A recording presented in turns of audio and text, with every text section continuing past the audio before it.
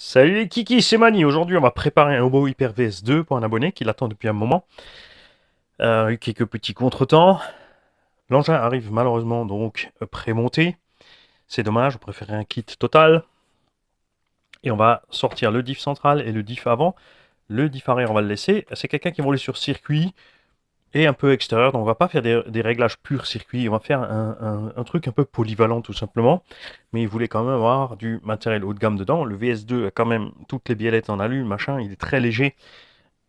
Pour moi, il rentre dans la catégorie haut de gamme parce qu'il est très solide sur les plastocs, les amortos sont de super qualité, la transmission est solide. Elle n'est pas en acier bruni, etc. et tout ce que tu veux, mais il n'y a pas besoin. Les pièces au bas en plus sont pas chères. On est ici sur 350 euros par rapport aux kits les moins chers derrière 550-600 euros. Il y en a certains qui sont plus chers, ils sont pas aussi solides que ça. On a ici les tourelles donc en 60, 61 T6 qui ne sont pas. Et tu crois pas que j'arrive pas à garder ce mot en tête. Il n'y a rien à faire. Embouti, mais fraisé. Et ça augmente énormément la solidité. On l'a vu sur le terrain par rapport au SRX8 qui pliait tourelle. Celui-là n'a pas une seule fois plié ses tourelles. Bien. On n'a malheureusement pas d'accès rapide au diff encore. C'est ce qui manque. Peut-être sur la prochaine génération. Après, on peut pas tout avoir. On peut pas avoir un truc pas cher et avoir tout l'avantage des trucs un peu plus chers. C'est un petit peu dommage. D'un autre côté, c'est un entrée de gamme circuit, c'est du loisir. C'est vrai que moi, une fois que j'ai fait mes réglages diff comme j'ai envie, ben, je n'y touche plus. Donc je ne m'amuse pas à démonter, remonter, démonter, remonter selon mes trucs et mes courses et tout ça. Enfin, je comprends tout à fait que les gens qui font du circuit, qui font des compètes, qui ont des exigences, ont besoin d'un accès rapide parce qu'ils ils ont souvent même des diffs complètes déjà remplies de huiles différentes selon les terrains. Ils ouvrent, ils mettent l'autre diff dedans, ils referment et c'est reparti. Donc, l'abonné veut quand même un combo balèze à capteur. On a donc ici un XR8 Pro qui est donc plus que 4S, qui a par contre une prise ventilo séparée de la prise de prog, ce qui permet de laisser brancher facilement le boîtier Wi-Fi dessus. Ici, la prise du capteur qu'on va évidemment brancher ici sur un moteur 4268 de 1200 kV, qui devrait être pas mal avec le rapport poids-puissance sur cette machine, puisqu'on l'avait essayé avec un moteur de 68, souvenez-vous, et ça faisait merveille en 4S. Même, on avait même 2500 kV, mais on n'avait pas cette qualité-là de matos. Hein. On a un cerveau SPT qui fait 23 ou 25 kg sous 28 kg sous 8,4, mais là on va l'alimenter en 7,2. Je crois pas que celui-là il sorte 8,4. Et on aura 0,08 secondes, donc très rapide. Je les aime bien. À peu près une trentaine d'euros pour ces cerveaux. Combo lui évidemment il n'est pas donné, je crois que c'est dans les 250-280 euros. La machine 350 euros. La carreau est chez LB Painting en peinture. Là aussi évidemment, pas oublier, hein, sur aller-retour la poste, là, le peintre. Ça coûte un petit peu quelque chose parce qu'on a quand même un budget derrière à garder relativement serré. Mais il a décidé de mettre une grosse partie de ce budget dans le combo. Moi, j'avais conseillé de partir plutôt sur un Robitronic, quand même plus de 100 euros moins cher. Mais il a préféré faire la passe du coup sur la radio, partir avec une radio Dumbo qui vaut une trentaine d'euros pour commencer. Et ensuite, tu pourras passer sur une Soundbar, une Futaba ou ce qu'il aura envie selon l'évolution de ses besoins. Il m'a demandé s'il valait mieux d'abord plutôt partir sur le combo Robitronic et prendre tout de suite la radio de meilleure qualité. Personnellement, je vais conseiller de plutôt prendre le combo d'abord de meilleure qualité, puisque racheter un combo derrière, c'est plus cher que la radio, et ton combo d'occasion, enfin, soit tu le gardes de secours, soit tu le vends d'occasion, mais il vaut déjà que 150 euros neuf. Après d'occasion, c'est vite plus que 100, 110 euros selon l'état ou le nombre de fois qu'il a fonctionné. Il vaut mieux partir tout de suite sur le bon combo. La radio pour une trentaine d'euros, ce sera facile à revendre. Ou elle fera moins mal au budget si elle reste de côté en cas de secours ou quoi que ce soit, ou pour donner à quelqu'un. Bien, on va mettre ça de côté, j'ai déjà soudé. Donc, attention, combo à capteur, il faut bien souder AA, B, B, C, C. Ensuite, mettre le capteur, et au moment de la prog, on en parlera, on fera peut-être une vidéo séparée pour la prog, puisqu'on n'a pas encore causé de ce vario. Le passer peut-être sur le PC, vous faire la vidéo sur le PC, comme on avait fait pour le XR8+. De l'autre côté, je pense pas qu'il y a de grandes différences. Je verrai ça au moment de le passer sur le PC. Niveau de l'ampérage, il est un peu plus balèze. Bah si, 8,4. J'ai dit une bêtise, tu vois, on sort 8,4. Donc on va pouvoir te sortir tes 28 kg 0,6 secondes du vario. Du cerveau. Niveau ampérage, il est un peu plus balèze. Ce qui est assez étrange, puisqu'on a quand même que du 12 AVG. C'est livré avec, j'ai mis avec, ça suffira large, c'est pas la peine de mettre des câbles de malade. Sur un TT, sur une piste, paraîtrait peut-être un peu juste niveau chauffe, ça, ce genre de câblage. Sur un TT moins, puisque tu utilises moins moins brutal sur l'accélération. Il y a tous les passages en l'air et tout qui sont relativement économiques niveau courant. Il y a la ligne droite forcément, et les sorties de virage où tu vas louvoyer avec tes huiles un peu plus fines par rapport à nous, avec des huiles d'huile. Nous on va drifter, on va envoyer les 4 roues à picot, à crampons pour drifter. Là évidemment il y a des roues à picot qui sont d'ailleurs en séchage pour l'instant. Petite pensée pour les pauvres petits égoïstes qui ne savent pas partager ou n'ont pas de patience pour le partage. On arrive ici dans la version finale, je pense, de ce que je vais faire avec le micro. Pour ceux qui n'ont pas suivi, j'ai des plans pour travailler à l'extérieur. C'est pour ça qu'il me faut un ensemble qui me permette de bien vous enregistrer le son sans avoir tout le bruit extérieur. C'est pour ça qu'aujourd'hui, par exemple, j'ai les chargeurs qui tournent. Comme ça, on pourra voir ce qui nous reste de bruit des chargeurs sur le micro. Parce que je travaille dehors, un voisin qui va tondre, l'autre il va débroussailler, l'autre il va passer son coup de fil dehors. Et le but, c'est évidemment pas qu'on ait toute cette pollution sonore sur la vidéo, d'où ces nombreux tests micro, ces partages, parce que on a constaté plein de choses avec le temps depuis le début de cette chaîne. C'est que, or, le son déjà, on a découvert que plein de gens ressentent les choses différemment, que ce soit au niveau de la conduite, des réglages, des huiles, des machins, par rapport à moi. Bon, on savait déjà au départ, mais là, on a quand même, depuis que la chaîne est là, acquis une grande connaissance dans ce domaine-là du partage. Et c'est pas parce que chez moi le son va être bon, ça va être bon pour tout le monde. Il y en a qui écoutent sur Sonos, il y en a qui sont sur télé, il y en a qui ont le casque. Et je veux que le son, parce que vous savez que je suis un peu têtu, ce que je veux, c'est que le son soit bon pour tous, qu'on ait une bonne moyenne pour que tout le monde soit content, tout le monde ait un meilleur son, avec moins de bruit de pollution extérieure, que moi, je le répète encore une fois, je ne sois pas obligé de beugler. Et ceux qui sont pas contents, ils ont le droit de dire, bon, moi je veux juste voir la méca, mais alors tu zappes. Mais si t'es désagréable, tu dégages, tout simplement. Bien. Donc sur cette vidéo, je compte sur vous pour me dire ce que ça donne. Là, les ventilos tournent. C'est important pour moi, tout simplement. Je veux que ça fonctionne. On investit l'argent de la chaîne là-dedans. Votre argent, c'est l'argent qu'on a gagné avec les publicités pour acheter tout ce matériel. Et il faut que ça fonctionne bien et que tout le monde en profite, que tout le monde soit content. Comme de ça. Et c'est un partage, je rappelle. Cette chaîne, bien sûr, on fait de la RC. Là, on va passer...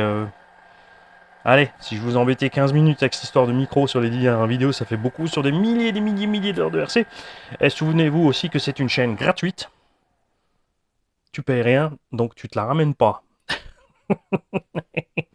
Tu peux donner 100 € par mois et après tu peux dire je veux pas de passage sur ça, je veux pas ci, je veux pas ça. Mais commence à payer. En attendant, sinon tu subis.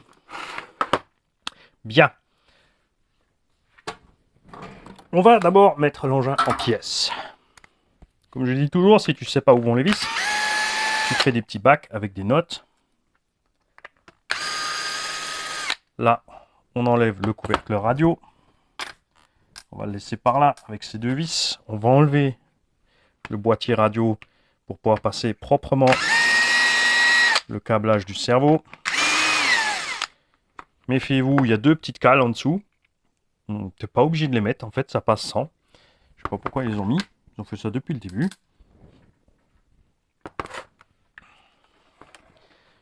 Pour mettre le cerveau, le plus simple, enfin, tu as deux solutions, c'est égal. Il y a 4 vis dans tous les cas. Soit tu enlèves la bavette, tu glisses ton cerveau, tu passes ton truc. Soit tu enlèves le support de cerveau. C'est pour ça que je suis pas un grand fan des ARTR. Parce que de toute façon, derrière, il faut démonter pour aller installer tes trucs. Autant que les éléments alors que tu dois démonter ne soient pas montés d'origine.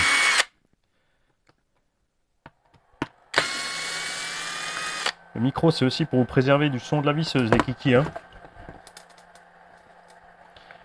Petit à petit, on va essayer d'améliorer les choses. Sur le son, la vidéo, l'image, etc., etc. Pas l'orthographe. Mon orthographe est meilleur que vous, en fait. Puisque mon orthographe d'avant date de l'an 1400. Avant qu'il y ait des crétins de riches qui fassent des règles. Alors, pour enlever le diff central, il faut enlever la plaque supérieure 4 vis et les 3 vis ici, uniquement de la partie alu, puisque ça va venir avec. Le problème, souvent, c'est que ça, et ben c'est monté avec de la Loctite ou une espèce de pâte très collante, tu vois, ça va très dur, regarde. Celle-là, elle va bien. Celle-là aussi, bien. Alors, on va commencer par sortir ceux-là. On va profiter qu'on ait petit embout dessus pour enlever aussi les deux vis du carter de diff avant. La suspension, on va la laisser comme elle est. Elle est très souple, j'aime beaucoup. Alors, ça sera peut-être pas du goût des gens sur circuit qui roulent peut-être avec des huiles un peu plus fermes, on l'a vu. Mais que la voiture se pose, boum, et après elle remonte juste avec la force motrice. Et nous, on aime ça un peu plus doux. Là, l'abonné est débutant, donc on va le laisser plutôt une suspension un peu plus souple que trop raide. Et il pourra ensuite ajuster lui-même facilement.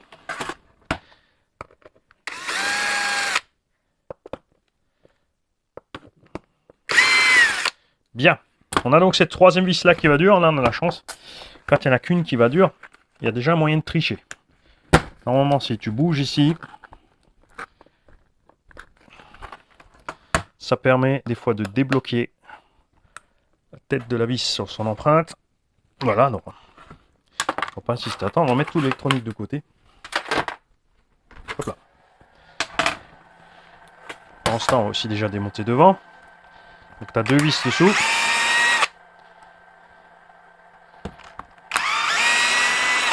À l'avant, ça sera évidemment pareil. Hein. À l'arrière, je veux dire. On va desserrer celle-ci. Mais on va les laisser dedans. Voilà. Le pare-choc, lui, tu peux le sortir. Tu as deux vis qui traversent toute la cellule. Tu vois, des longues vis avec une tête hexagonale au Bitex. Ça existe. Il n'y a pas besoin de les faire en acier bruni. Hop.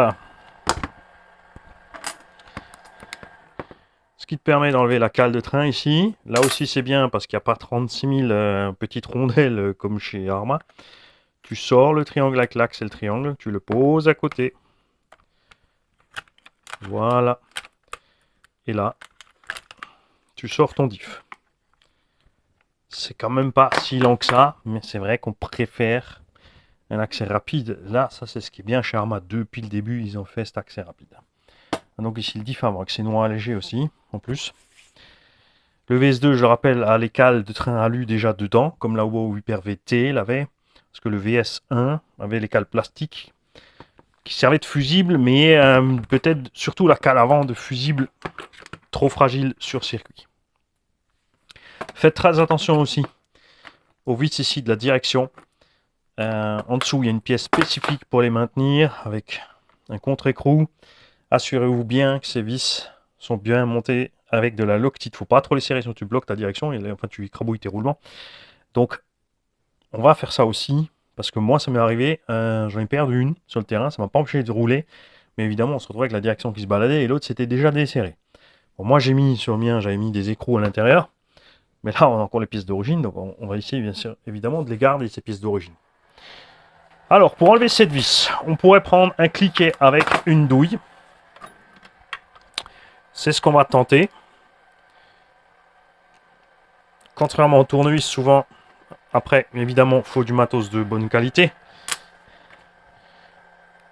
On est un peu plus dur sur le matériau que ce qu'on a sur les tournevis là pour les modèles réduits. Tu as un bras de levier plus grand. Le problème, c'est que tu vas peut-être moins sentir le moment où ça va foirer. Tu vois, ça, c'est venu. Il faut un peu de feeling. Dès que tu sens que tu vas glisser de ton encoche, tu laisses tomber.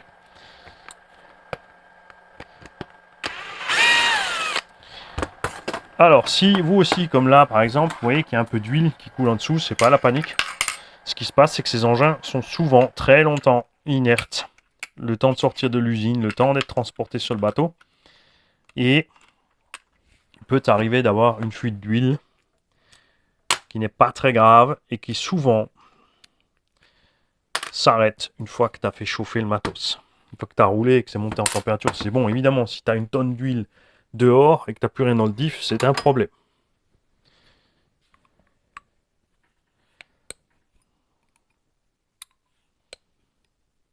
tout débloquer d'abord à la main. Je vous le fais exprès parce que j'ai l'habitude, c'est vrai, de le faire avec la visseuse. Et j'enchaîne par contre jamais direct. Je débloque, je tourne toute la visseuse, je tourne, mais je me suis dit que peut-être certains qui vont pas voir ça comme ça, qui vont pas comprendre, qui vont poser la visseuse, qui vont mettre gaz et qui vont arracher le filet.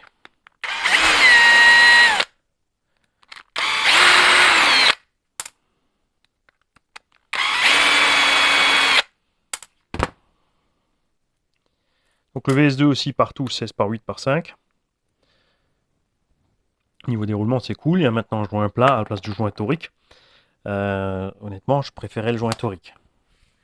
J'ai jamais eu de souci de fuite d'huile sur le joint torique. Et l'autre avantage c'est qu'il n'y a aucune modification de réglage si le joint s'écrase ou quoi que ce soit. Parce qu'un joint papier ça peut s'écraser, donc tu vas diminuer ton entre-dents. Tu peux fuir plus facilement honnêtement. Le joint torique ça marchait nickel. Je sais pas pourquoi ils sont allés changer ça. C'est très facile à mettre en place aussi. Donc là, ce qu'on va faire, comme on a déjà de l'huile dedans, bien sûr, faites attention toujours aux petites rondelles qui sont sur les côtés des satellites. Nettoyez aussi toujours là où vous allez poser vos diffs. Allez pas vous mettre une saleté avec. On va pas enlever toute l'huile là. Évidemment, ça va faire un mélange, donc on va adoucir un peu.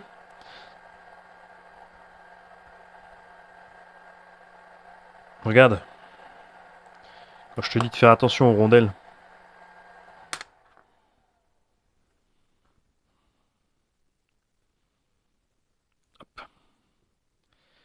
Alors, si tu veux bien sûr que les choses soient précises, tu vides totalement.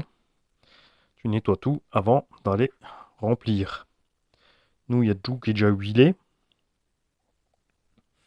Petite chose en plus aussi que j'avais pas remarqué à regarder lors du démontage. Les bouts des axes ont un méplat. Ils ont affiné la fente dans le corps du diff. Donc les axes, ici, de toute façon, ils n'ont jamais pu tourner à cause de ça. Peut-être que c'est pour les éviter aussi de prendre du mouvement de gauche à droite. Je ne sais pas, c'est marrant ça, tiens. Peut-être pour ça qu'ils ont fait des gros changements.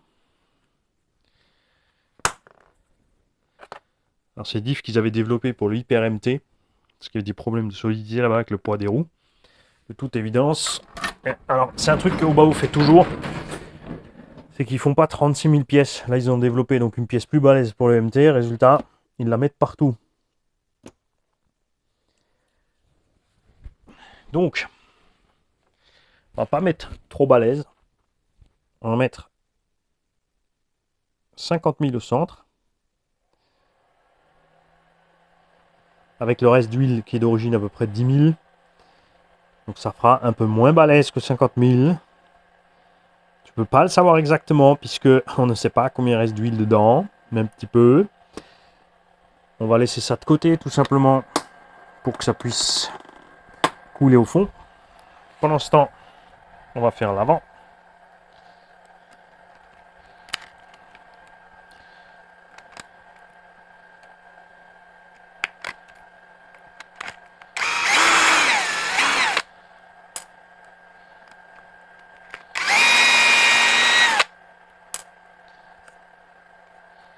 Voilà.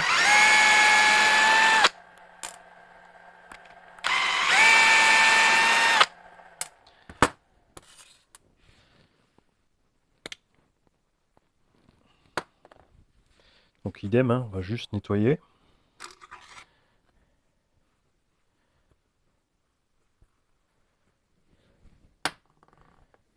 Tu fais attention évidemment pendant cette opération de ne pas blesser le joint. Si quand tu ouvres il se déchire, c'est un problème. C'est un peu embêtant ça justement avec les RTR. C'est que tu vas vouloir changer ton huile. Si le joint se déchire, ben voilà. C'est vendredi, tu as reçu ta machine, tu veux rouler le week-end. Tu vois ce que je veux dire? Tu n'es pas content. Bon, après, tu peux peut-être faire un provisoire au moins pour rouler le week-end. Ça t'obligera à redémonter quand tu auras reçu le joint. Et aller commander tout de suite des joints, des machins en plus. Ça te grimpe souvent aussi le budget rapidement pour rien. C'est-à-dire ce qui est.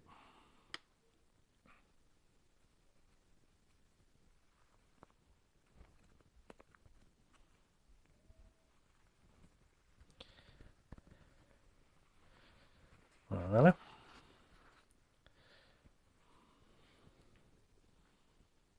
Donc les rondelles sont bien dessus.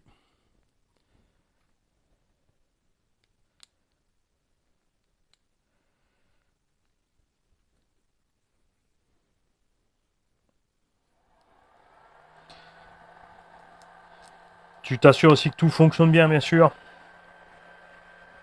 Tu peux pousser le bouchon à sortir les noix, les machins, pour mettre un peu de graisse dessus, comme on aime bien faire. Là, on a constaté que ça se passe bien. De toute façon, tu as toujours un peu d'huile qui va couler et sortir de l'autre côté. On va pas pousser le bouchon. De toute façon, comme il va rouler sur circuit, il y a de fortes chances que d'ici une dizaine, une vingtaine de packs qui soient habitués à la machine, qui soient obligés d'ouvrir pour changer un peu, pour adapter ses réglages au circuit. Le temps de trouver ses marques aussi avec les différentes pneumatiques. Hein. C'est énorme l'influence évidemment des pneumatiques sur circuit.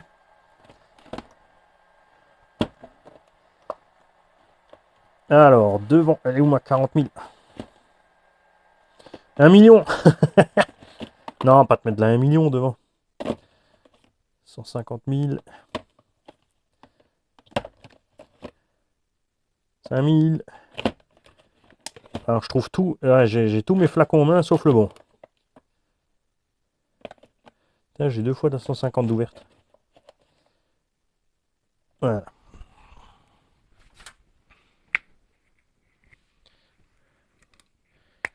Hop.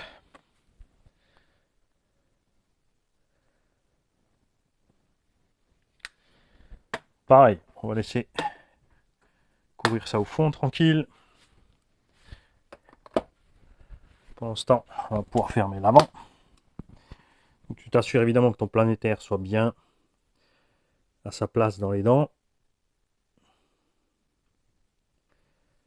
Tu le tiens ensemble et tu fais tourner, tout va bien. Tu remets les vis.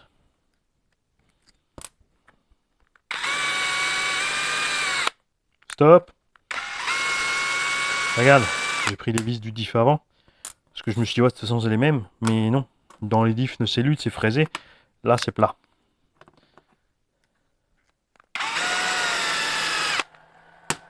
Tu les serres pas encore, tu les fais d'abord prendre.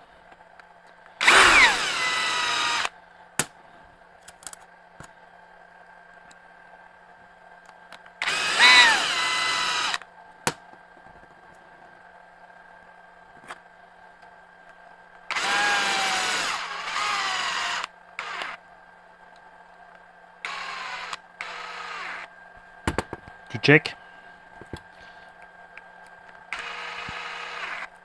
Et on est bon.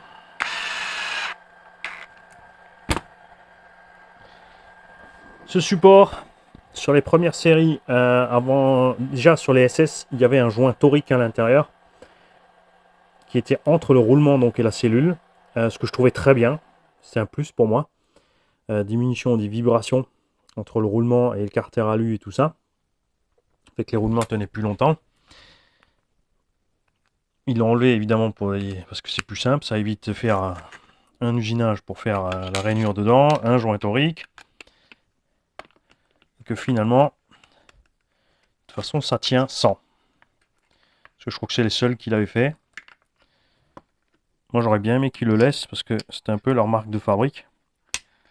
Tu vois.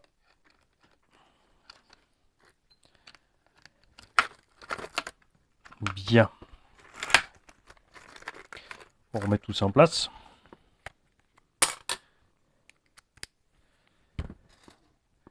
Là,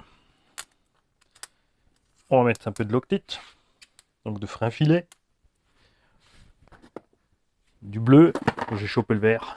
Je crois qu'il m'aurait maudit si j'avais mis le vert.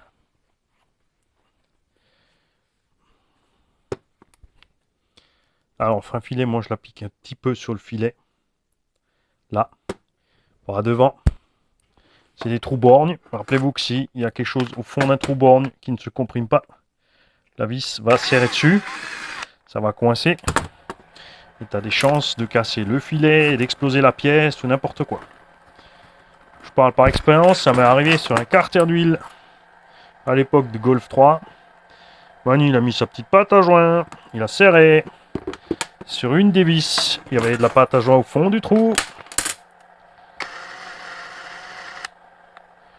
Et Résultat, c'était Mimi, c'était Rara, c'était la même merde. Super, là j'ai fait prendre le truc et j'ai loupé.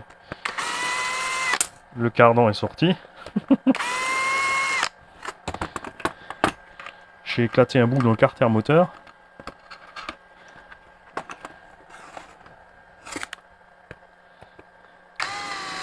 Alors, pas comme chez Speedy ou Noroto, ben, on l'a dit au client, hein, on lui a dit écoute, tu as deux solutions, soit on change tout le bloc moteur, soit on fait une réparation qui va tenir, mais tu as le droit de ne pas avoir confiance. Comme il nous connaissait, il a dit il n'y a pas de souci, et tout s'est bien passé.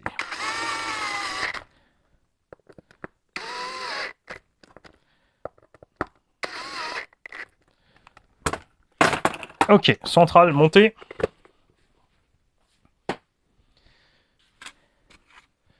Du coup, on peut remonter l'avant.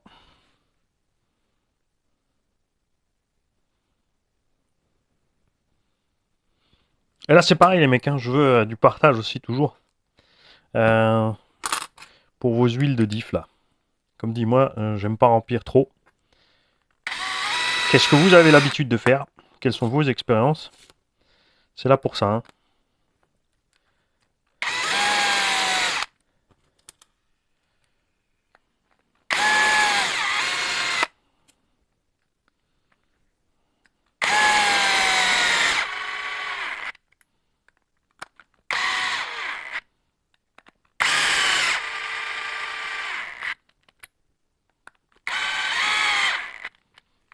Voilà. Bien. On n'a pas aussi trop de graisse, on en a, mais pas des masses hein, sur le diff. Donc on va quand même devoir ouvrir à l'arrière pour aller en rajouter. Hein. J'ai toujours pas rempli ma seringue. Le piston il arrive au bout.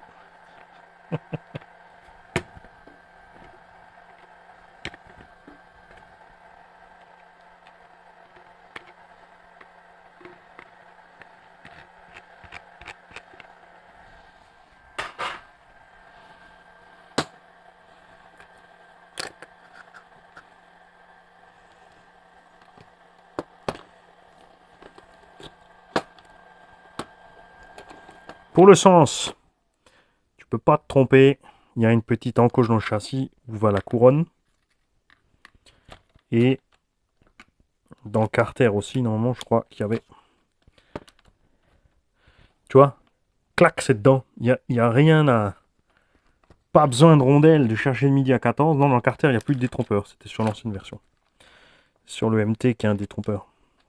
Mais il y a aussi l'encoche sur le châssis là-bas. Donc pour le remettre, tu clipses ton carter. C'est pareil, tu vois, ça se met proprement dessus. Tu mets ton cardan. S'il veut bien y aller, s'il te plaît. Tu reclipses ton axe. Il n'y a pas de cale, j'aime bien. Le trou est direct dans l'alu, il n'y a pas encore une cale. Alors tu vas me dire, oui, il y en a qui préfèrent avoir ici un réglage pour les angles. Plutôt que d'avoir une cale où tu n'as pas de réglage. Pour pouvoir augmenter ou diminuer le kick-up ou ce que tu veux. Peut-être que ça va venir chez Obao qui vont faire des cales options avec différents angles. Pour l'instant, non. Tu remets tes deux grandes vis. Et tu vois, elles sont serrées dans le plastique. La cale de train arrière est vissée sur la cellule. Donc il n'y a aucune chance de paumer la cale arrière et que tout se balade.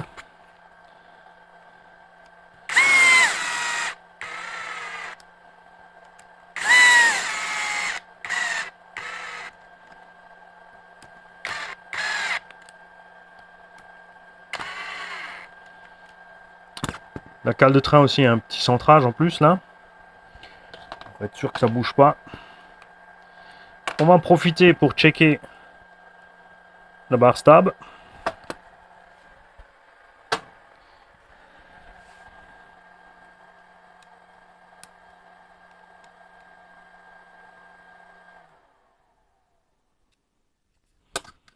Voilà. Un peu moins de jeu, je préfère. Donc de toute façon derrière, ouais, faut qu'on ouvre. Hein. On n'a pas le choix.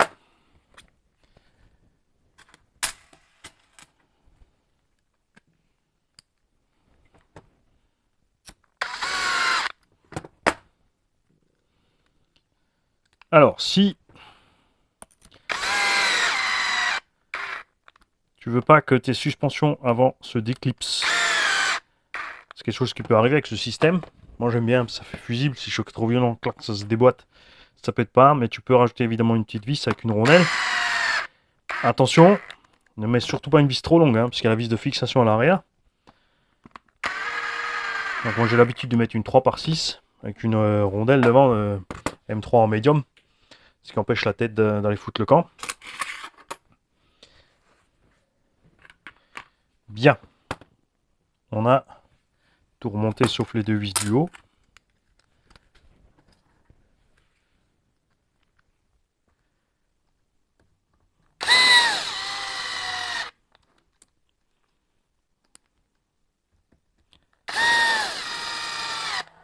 Voilà. On va remettre la platine aussi ici.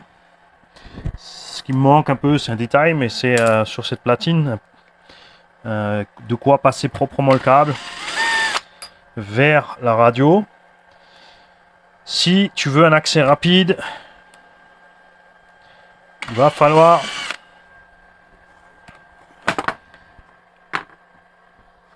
où es-tu? Une, deux, une, deux. Une, deux. J'en ai une en main. Une qui se balade sur l'établi.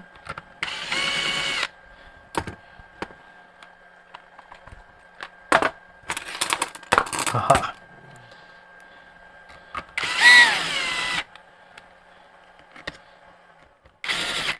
Ouais, donc je disais, c'est plus simple, comme le variateur est à l'opposé de la boîte réception, d'avoir le câble qui passe au-dessus. Esthétiquement, c'est moche, c'est sûr que c'est mieux par là. Mais ça t'évite, quand tu veux démonter, de devoir systématiquement enlever, d'ouvrir la boîte radio, de débrancher pour enlever de l'autre côté là. Si tu laisses le câble par-dessus, tu enlèves les 4 vis du cerveau ici. Tu enlèves les 4 vis du bac à batterie, 6. Résultat, tout ton électro posé à côté. Bien sûr, les 2 vis du chariot moteur aussi, faut pas être con. Et là, on va rapidement donc ouvrir l'arrière pour mettre de la graisse. Comme j'étais un peu radin au montage. Après, on exagère parce que faut dire ce qui est. Même si on a l'impression qu'il n'y a rien, ça suffit large ce qu'il y a dedans.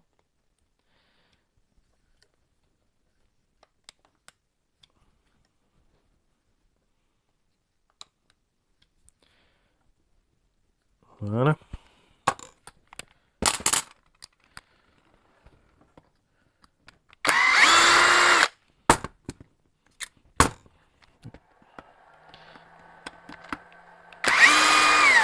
Alors, vous savez quoi? J'ai l'habitude en fait de desserrer les 2 vis ici, parce que sur les châssis SS, il y avait des tétons. Il n'y en a plus. Il n'y en a plus. Tu vois, la cale arrière est écrit à 0,25 degrés et tu as des cales plastiques réglables pour faire ton pincement arrière et ton angle de chasse ou anti-squat. Ton angle. Pas ton angle de chasse, l'anti-squat ou angle d'attaque. Il est là. Tu as la même cale mais montée debout pour pouvoir régler en hauteur. On va laisser la cale devant. On va pas desserrer le train devant. Regarde ça coince. On va quand même desserrer le train.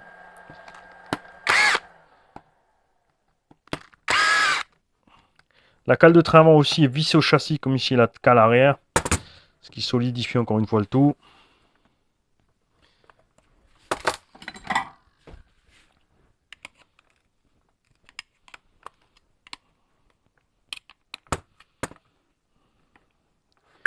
Le bon vieux tournevis émoussé serre toujours comme tu peux le voir. Et à l'arrière on a largement assez de graisse. On n'a pas ouvert pour rien, on a ouvert pour être sûr.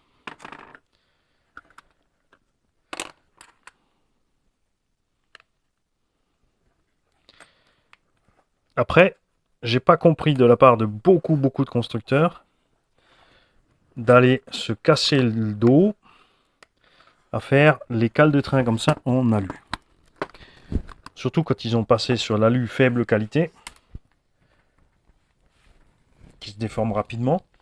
Parce que si ces cales étaient en acier, simple acier comme fait Traxxas sur le X-Max, elles seraient pas beaucoup plus lourdes. On parle de moins de 10 grammes, hein, peut-être même moins de 5 grammes. Mais elles seraient plus solides.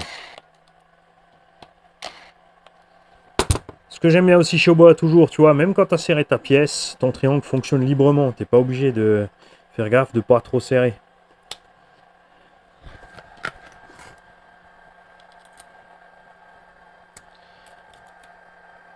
Oula, ça a duré 36 minutes. On va donc faire la partie montage de l'électronique séparément.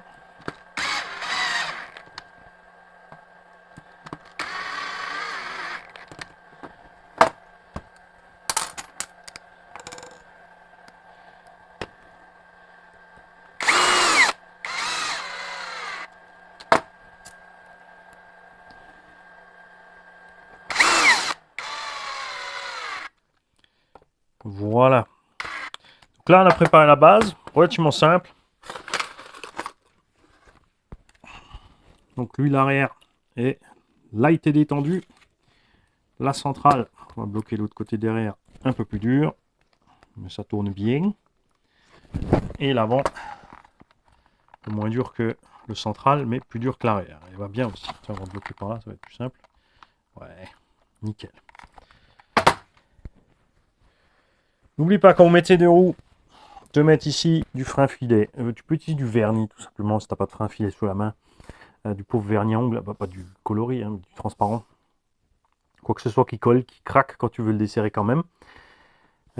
Faut aussi faire gaffe avec les jantes. On a de plus en plus des. Enfin, selon les marques, tu as les jantes plus ou moins souples. Quand les jantes sont très souples, elles travaillent hein, avec les chocs et les efforts de motricité. Et ça va bouger et ça va te débloquer l'écrou. C'est pour ça que de temps en temps, au bout de des fois 10, 20 minutes, 30 minutes, ou enfin un pas ou deux tout d'un coup, même si tu n'as pas fait de touchette, hop, t'as l'écrou qui se barre. Tout simplement. On n'a pas contrôlé, regarde à force de parler, la direction. On va le faire. C'est quand même bien serré cette histoire.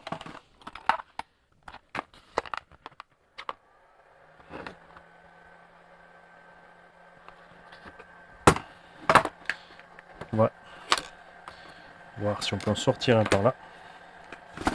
Voilà. C'est ça, c'est un peu dommage avec ces espèces de... Avec justement avec les ARTR là.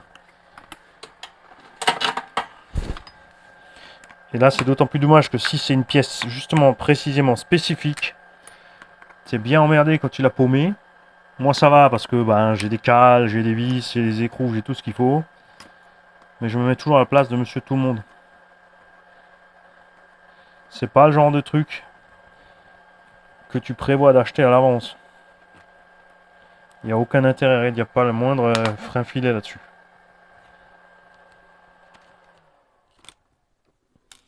Et la pièce, regarde, c'est juste ça. Il n'y a pas du tout de frein filet. Donc sans pitié, tu démontes, tu frein file et tu remontes.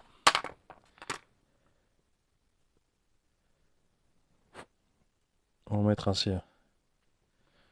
C'est nul, hein? Je suis vraiment pas pour ce truc. Pourquoi aller faire des pièces spécifiques comme ça?